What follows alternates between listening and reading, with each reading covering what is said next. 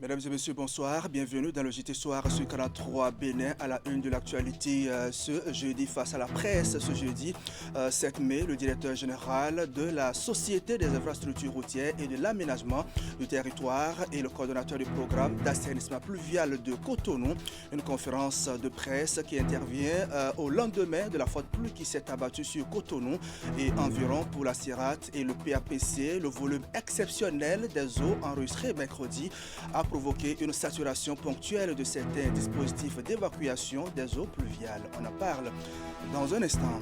On parlera également des travaux de la première session ordinaire de la 5e mandature du Conseil communal de Boycon. C'est la deuxième au titre de l'année 2025-2026. Plutôt à l'ordre du jour, plusieurs points ayant trait au développement. La session est présidée par le maire Ferdinand Bokossa. Images et reportages à suivre.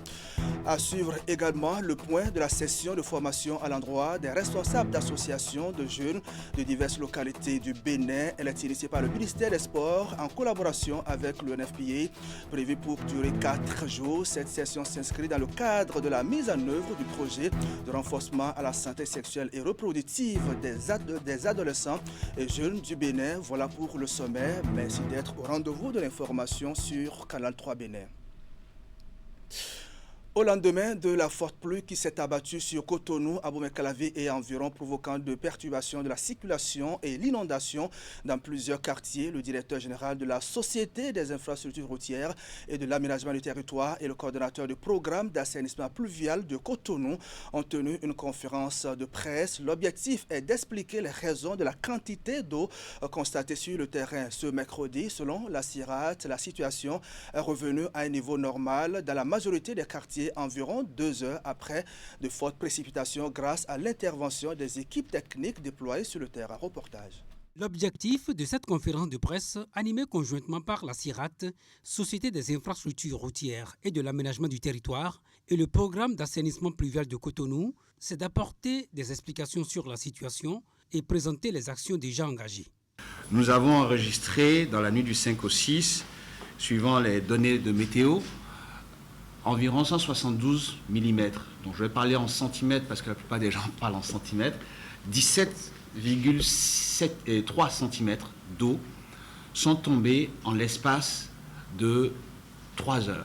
Sachez que la quantité d'eau que nous recevons dans un mois en saison pluviale, en moyenne, est d'environ 13 cm en un mois. Les données de 2023 que j'ai pu retrouver nous montrent une quantité d'eau de 10,5 cm sur mai-juin 2023. Au cours de cette séance interactive, les professionnels des médias ont soulevé plusieurs préoccupations liées notamment à la gestion des eaux dans les zones critiques. Nous avons encore malheureusement quelques occupations des exutoires. Ce que nous appelons exutoires, c'est là où l'eau doit, par où l'eau doit passer, ou là où l'eau doit aller rester. La CIRAT rassure que des actions préventives et d'assainissement se poursuivront, non seulement en collaboration avec les collectivités locales, mais aussi avec l'appui du gouvernement pour améliorer cette situation. Il faudra travailler avec à la fois les collectivités locales, les associations des quartiers, sur les solutions mises en œuvre pour les inondations. Et cela a déjà commencé, je crois, M. Gambo. Exactement. Voilà. Donc cela a commencé dans le PAPC, où des comités ont été mis en place. Comité de lutte contre l'inondation. Les comités de lutte contre l'inondation, et que ces comités fonctionnent. Le programme d'assainissement pluvial de Cotonou et la CIRAT entendent renforcer les dispositifs de lutte contre les inondations afin de limiter les dégâts pendant la saison pluvieuse. Limiter les dégâts, c'est le souhait des populations de Cotonou. On va écouter à présent le directeur du pôle aménagement urbain et assainissement de la CIRAT, François Agomadjek, qui nous explique ici le processus de mise en place des ouvrages d'assainissement depuis les études techniques jusqu'à l'exécution des travaux sur le terrain, en passant par les contraintes liées à l'évacuation des eaux pluviales. On peut relever son assurance quant à la qualité et la fiabilité des infrastructures face aux réalités du moment. Suivez. Lorsque nous entrevoyons de mettre en œuvre des ouvrages d'assainissement, nous prenons en compte des pluies, l'intensité des pluies sur 10 ans, 20 ans, 30 ans, ou 40 ans, 50 ans. Et en fonction de la durée qu'on prend, la section, c'est-à-dire la grosseur des collecteurs, va avec. pour ce qui est de la ville de Cotonou, en tout cas la plupart de nos ouvrages d'assainissement, nous avons pris une certaine période, de ce qu'on appelle période de retour, pour dimensionner ces ouvrages.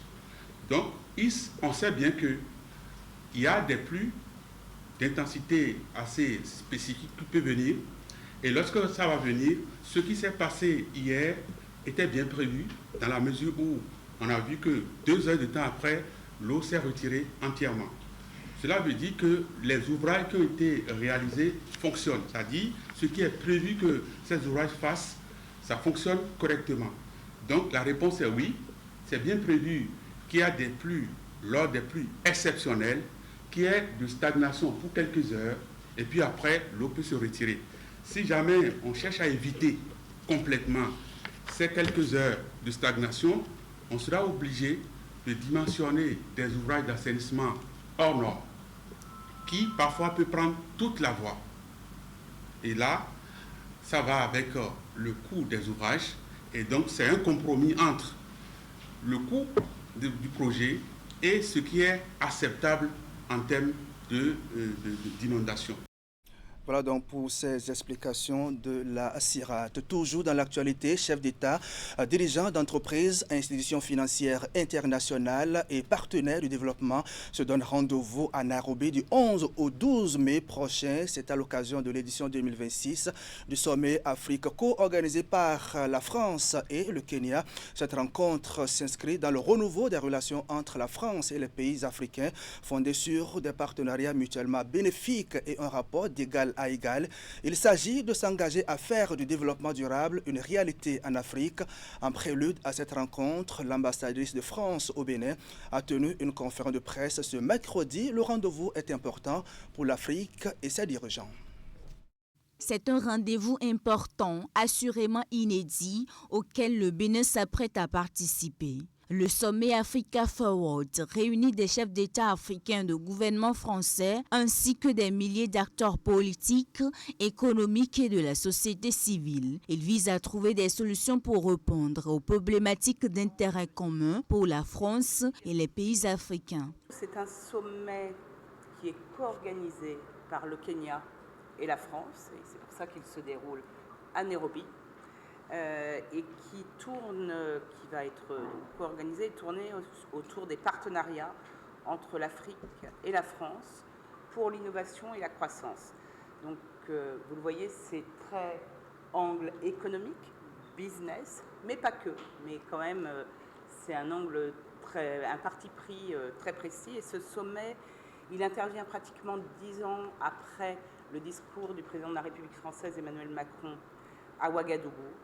Africa Forward, partenariat entre l'Afrique et la France pour l'innovation et la croissance. C'est le thème de ce sommet. Pour le Bénin, cette rencontre offre ainsi une occasion d'entendre la voix de sa jeunesse et constitue un moment privilégié de dialogue et de valorisation des idées pour l'avenir du continent africain. Nous allons pouvoir vraiment showcase tout ce dynamisme partenarial que nous développons avec nos partenaires institutions françaises. Au-delà de ça, nous allons, et vous l'avez dit, rencontrer également des investisseurs privés, parce que nous avons aussi la responsabilité d'attirer des investissements privés au Bénin. Le sommet a lieu du 11 au 12 mai 2026 à Nairobi au Kenya. C'est pour la première fois que l'événement se tient dans un pays africain non francophone. Dans la suite de cette édition, le Centre d'innovation panafricain ETRILAB a procédé au lancement de la 3e cohorte de son projet de valorisation de start-up innovateurs. Il s'agit du Mastercard Foundation ETEP Fellowship, mis en œuvre dans 2 pays de la sous-région ouest africaine. Au total, 6 start-up sont retenus pour cette 3e cohorte. C'est le point avec Esther Tofa. Digital Valley, Edukia, Entourage, Africa Web Student, Noteo et Tamabi. 6 startups retenus après sélection pour la 3e cohorte du programme Mastercard Foundation EdTech Fellowship, initié par ETRILAB. Un programme qui vise à renforcer 36 startups dans le domaine de l'éducation au Bénin et au Sénégal. Aujourd'hui, nous avons des fondateurs de startups qui décident de laisser leur boulot pour commencer une EdTech. Pourquoi? Parce qu'il y a un programme solide, il y a un investissement de 75 000 $, il y a un accompagnement de qualité. Les résultats issus des 2 premières cohortes prouvent à suffisance le succès de ce programme, comme en témoignent les bénéficiaires. Les 6 nouveaux lauréats sont félicités par les autorités présentes à la cérémonie. Leur sélection reflète le potentiel de leurs solutions à répondre à des enjeux éducatifs concrets. Elles suscitent également des attentes fortes quant à leur capacité à consolider leurs approches, à affiner leurs usages et à inscrire leurs innovations dans des dynamiques d'impact durable. Une nouvelle étape commence pour vous. Je vous invite à rester humble, à l'écoute des acteurs éducatifs. Comme on l'a dit tout à l'heure, l'immersion sur le terrain pour mieux comprendre les problèmes et pour définir les meilleures solutions. Et à inscrire vos actions dans la cohérence des politiques publiques. Au total, 22 startups ont bénéficié du programme Mastercard Foundation EdTech Fellowship depuis 2024 et plus de 470 000 nouveaux apprenants touchés dans les 2 pays cibles. Je l'ai annoncé en début de cette session d'information, c'est une première pour les conseillers élus à l'issue des dernières élections communales. Les assises consacrent la 2e session ordinaire au titre de l'année en cours du conseil communal de Boycon, présidé par le maire Ferdinand Bokossa. Le rendez-vous a été l'occasion pour l'équipe dirigeante de la ville Carrefour de se pencher sur plusieurs points ayant trait au développement. Explication, Imet Elena Moussou. 2e session ordinaire au titre de l'année 2026 pour le conseil communal de Boycon. Les assises sont aussi une première pour les membres de la 5e mandature de la décentralisation. Les nouveaux élus de la municipalité et ceux reconduits à la faveur des résultats des précédentes élections communales sont appelés ici à prendre les toutes premières décisions du mandat. Avant l'ouverture des travaux, le maire Ferdinand Bokossa Yaou, profitant de l'occasion, a rappelé sa vision pour le développement de la ville Carrefour et les démarches déjà entreprises à cet effet.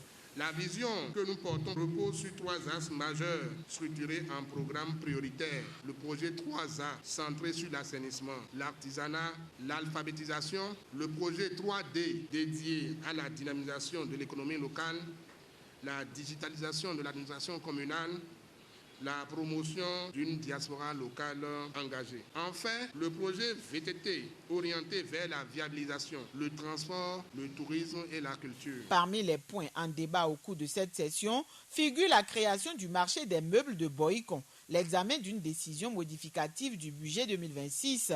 Là-dessus, l'autorité communale a souhaité l'implication de tous les membres du conseil au fin d'une prise de décision collégiale. Validation d'une décision modificative du budget exercice 2026, désignation des 2 chefs d'arrondissement devant siéger dans la COGEF, validation des thèmes des audiences publiques et reddition de comptes, autorisation de la création du marché des meubles de la commune de Boycon. C'est réellement un baptême de feu, puisque c'est le développement nous sommes venus discuter. Tous les conseillers ont participé de manière ardente. Ouvert pour 2 jours, les assises permettent également un brassage entre les élus locaux de différents bords politiques et autres. Les acteurs appelés à dépasser les clivages devront privilégier la cohésion de même que l'unité dans la gouvernance en vue de l'atteinte des objectifs de développement puis de progrès envisagés. Depuis le vendredi 1er mai 2026, les prix des produits pétroliers et du gaz domestique ont connu une hausse. La nouvelle grille tarifaire avait déjà été annoncée par le gouvernement à travers un communiqué, conséquence de la flambée des coûts du pétrole sur les marchés internationaux et aussi la crise au Moyen-Orient. Alors comment les Cotonois vivent-ils le changement de prix induit? L'une de nos équipes de reportage a parcouru quelques points de vente. Voici son constat. De 695 à la station, l'essence est passée à 725 francs le litre. Le gasoil autrefois vendu à 720 francs affiche désormais un tarif de 750 francs CFA. Un bond de 30 francs des 2 produits sans impact sur l'activité commerciale. Il y a de l'affluence, D'autant plus que ce système s'est répercuté partout. Vous allez constater que même ceux qui sont au bord, ils sont à 750, par contre nous on est à 725. Si certains consommateurs évoquent une habitude motivée par la préservation de la santé de leurs moyens de déplacement, d'autres mettent en avant une contrainte. Si le prix change, la station n'est pas comment là.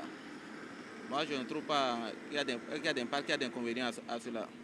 Puisque moi, je préfère la station que l'essence au bord de la voie. Non, ça là, c'est à cause de ma moto, de la résistance de ma moto, c'est pourquoi, c'est à cause de ça que je prends. On fait avec. Le Seigneur nous donnera les moyens. Vu l'évolution de notre très cher pays, on a juste le droit de s'y habituer et de faire comme on peut, c'est tout. Pour autant, les changements de tarifs des produits pétroliers créent d'importants désagréments à certaines corporations, notamment celles des conducteurs de taxi-moto et des vendeurs de l'essence de contrebande. Si certains clients acceptent le prix en dépit de l'augmentation du prix du carburant, d'autres les cassent sous prétexte qu'ils ont toujours payé tel montant. Or, sans client, tu paies du carburant.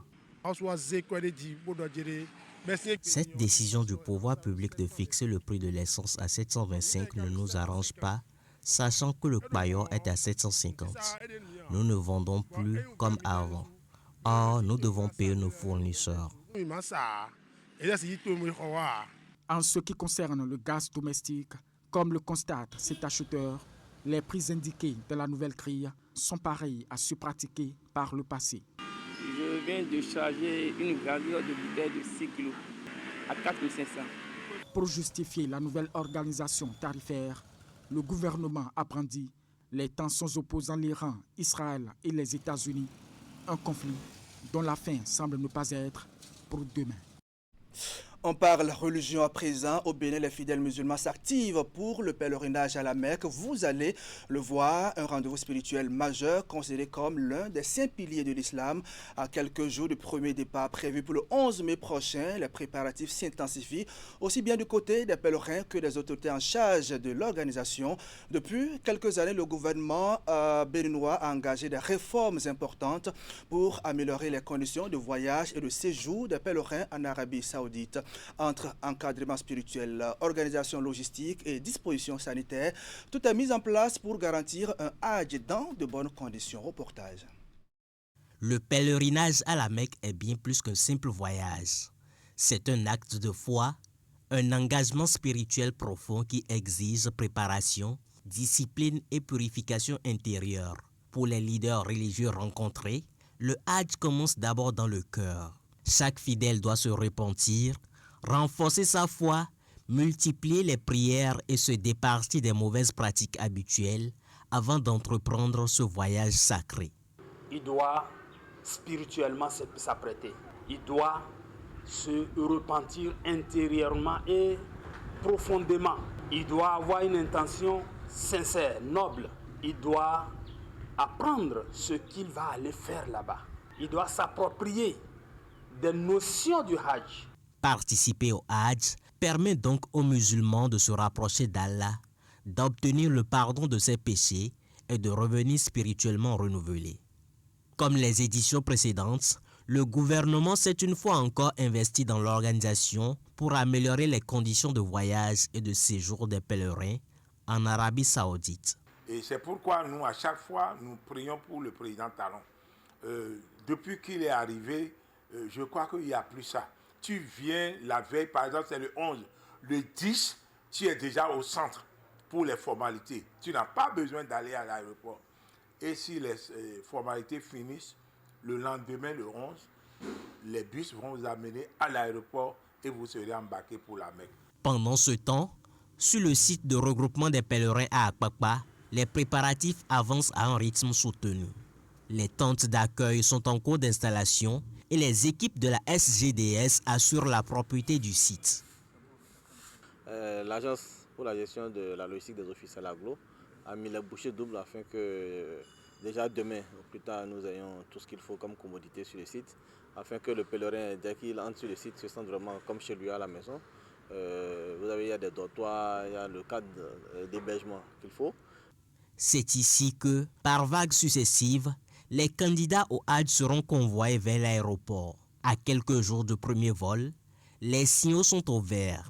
Le Bénin est prêt pour une nouvelle campagne de pèlerinage réussie.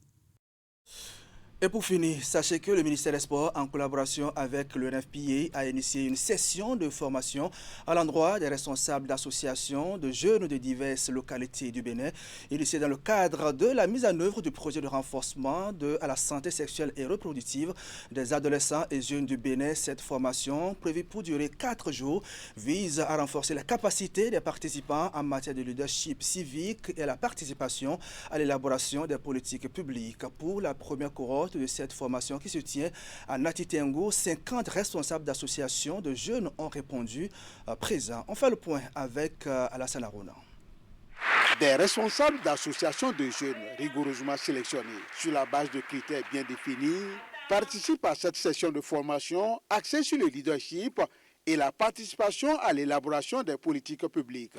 Portée par le ministère des Sports en partenariat avec l'UNFPA, cette initiative bénéficie de l'appui financier du Luxembourg dans le cadre du projet de renforcement de la santé sexuelle et reproductive des adolescents et des jeunes au Bénin. L'objectif de cette formation est de former, et outiller et surtout renforcer les capacités des responsables d'associations de jeunes en matière de leadership civique et associatif et en technique d'élaboration des politiques publiques et enfin de constituer à travers ces jeunes responsables d'associations que nous formions un vivier de jeunes aguerris pour prendre part activement mais durablement à l'élaboration des politiques publiques dans notre pays. Pour cette première cohorte organisée à Natitengo, 50 responsables d'associations de jeunes venus de diverses localités du pays prennent part à cette session de renforcement de capacité, une initiative saluée par l'autorité préfectorale. Je voudrais à l'entame de cette allocution saluer et remercier chaleureusement le ministère des Sports pour cette initiative pertinente, ainsi que le Fonds des Nations Unies pour la population pour son appui constant aux efforts du gouvernement béninois en faveur de la jeunesse. La présente session de formation a été marquée par plusieurs communications portant notamment sur le leadership civique, la vie associative et les notions introductives à l'élaboration des politiques publiques. Pour le ministère, pour le compte de l'UNFPA, je leur dirais merci. Après l'étape de Natitengo, cap sur Kandi, où se tiendra dès la semaine prochaine la deuxième cohorte de cette formation avec 50 jeunes participants attendus. Voilà, mesdames et messieurs, ainsi va le Bénin ce jeudi 7 mai 2026. Merci à vous qui nous suivez depuis Kotopunga, c'est à Natitengo. Merci de votre fidélité au programme de 43 Bénin. L'info continue avec Wahab Alipara et ses invités, Aziz Adam Soulé et Kazimi Kpedjo. Sujet en débat ce soir, comment la trêve politique va-t-elle influencer l'opposition? Rendez-vous à 20h. Bonsoir chez vous.